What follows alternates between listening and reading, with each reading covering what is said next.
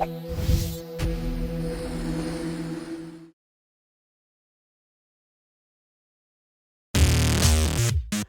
first day of the 1993 Tarifa speed trials is etched on the memories and the various body parts of everyone who was there. My right arm has never been the same since.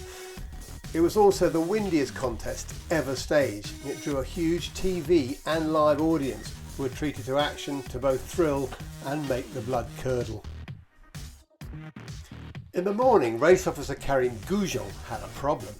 The best in the world were gathered to break records to which they needed extreme winds, but what were the legal implications of sending us out into offshore winds gusting hurricane force, especially given that a rescue boat had just been blown over? In the end, a compromise was struck.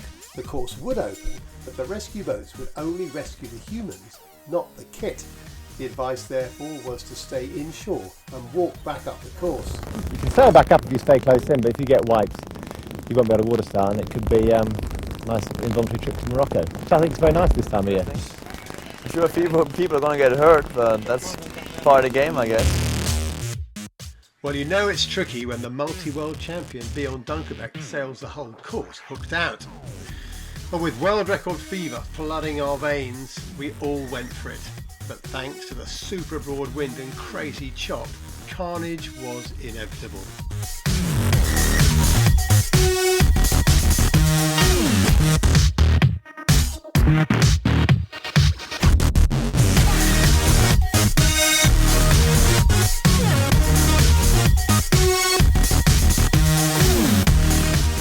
By the end of the day, 10 out of the fleet of 60 needed hospital treatment, and everyone needed a hug.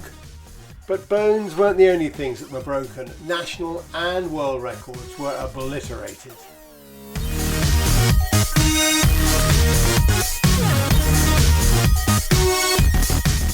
Personally, I was delighted to finish with a personal best of 40 knots and still have a pulse.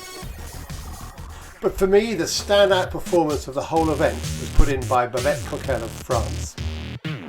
She attacked the course like a ninja with absolutely no concern for personal safety and took some horrendous wipeouts and cracked some ribs in the process. But she dusted herself down, got straight back on the horse, and not only got an overall world record, but was the first woman to break the 40-knot barrier. Oh yes, and my old mate Dave White, he broke the production board speed record. And he broke his neck, but he was fine.